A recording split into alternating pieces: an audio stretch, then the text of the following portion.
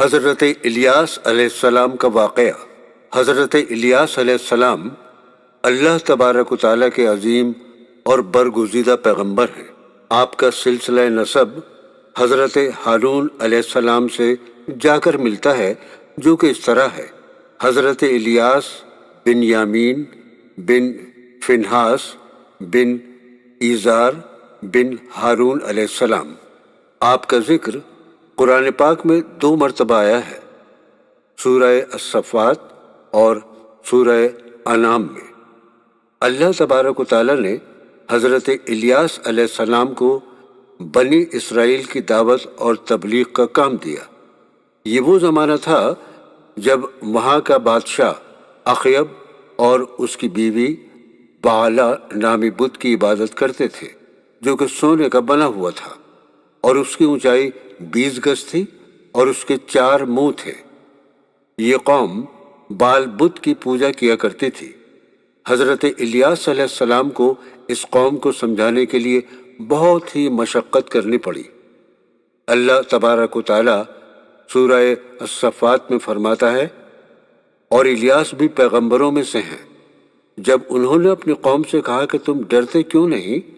کیا تم بال بت کو پکارتے اور اس کو پوجتے ہو اور سب سے بہتر پیدا کرنے والے کو چھوڑ دیتے ہو، یعنی اللہ کو، جو تمہارا اور تمہارے اگلے باپ دادا کا پروردگار ہے؟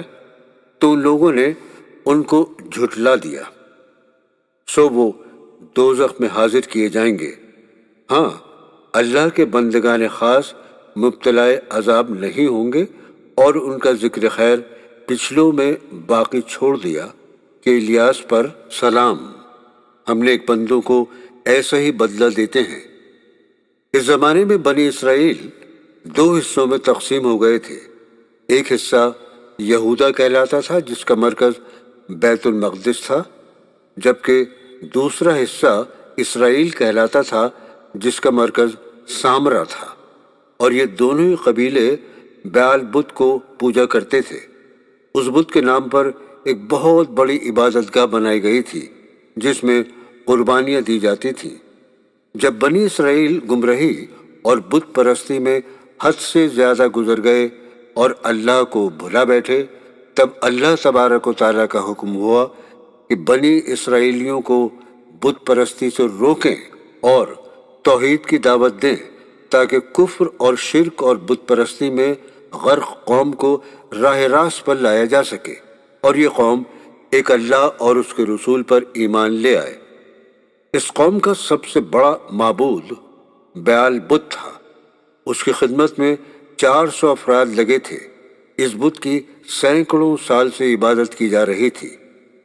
بنی اسرائیل کے لوگ سال کے مخصوص مہینوں میں یہاں پر میلہ لگاتے اور مرادیں مانگتے، سونا چاندی اور دولت چڑھاتے، طرح طرح کی خوشبوؤں کی دھونی دیتے، اور یہاں پر جانوروں کی قربانی بھی دیا کرتے تھے، اور کچھ خاص موقعوں پر انسانوں کی بھی قربانی دی جاتی تھی۔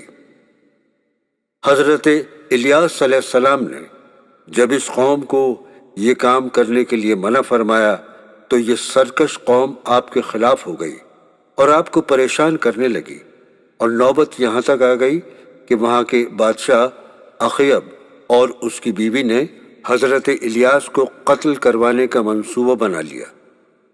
جب آپ کو اس منصوبے کا پتہ چلا تو آپ نے یہ شہر چھوڑ دیا اور دور جا کر ایک غار میں پناہ لے لی۔ کافی مدت تک اسی غار میں رہے۔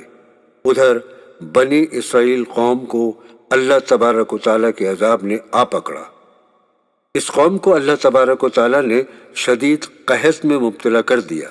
اس کے بعد حضرت الیاس علیہ السلام اللہ کے حکم سے وہاں کے بادشاہ اخیب سے ملے اور اس سے فرمایا کہ یہ عذاب اللہ کی نافرمانی کی وجہ سے آیا ہے، اور اگر تم اب بھی پروردگار سے اپنے گناہوں کی معافی مانگ لو تو یہ عذاب دور ہو جائے گا، اور پھر ساری دنیا، ساری زمین ہری بھری ہو جائے گی اور خوشحالی لوٹ آئے گی۔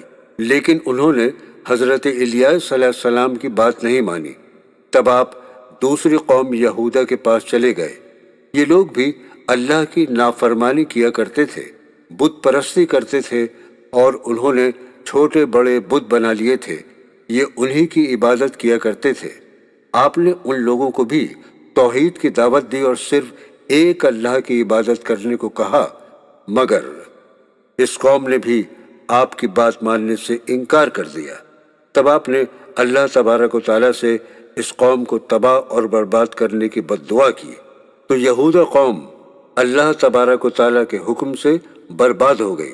اس کے بعد دوبارہ حضرت الیاس علیہ السلام بادشاہ اخیب کے پاس آئے اور اس کو سمجھایا کہ اب بھی وقت ہے اپنے گناہوں کی توبہ کرو، کیونکہ اللہ تعالیٰ بڑا مہربان نہایت رحم والا ہے، وہ ضرور معاف فرما دے گا۔ مگر اس نے ان کی بات نہیں مانی اور وہ بدستور بد اعمالیوں میں لگا رہا، جس کی وجہ سے وہاں پر طرح طرح کی بیماریاں پھیل گئیں، اور اللہ تبارک و تعالیٰ نے یہاں سے اپنے نبی کو واپس بلا لیا۔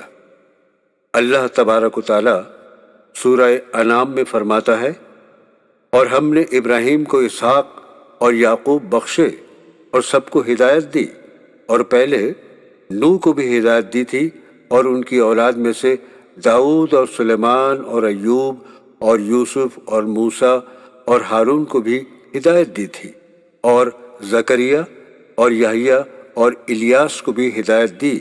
یہ سب نیکوکار تھے، اور ہم نیک لوگوں کو ایسا ہی بدلہ دیا کرتے ہیں۔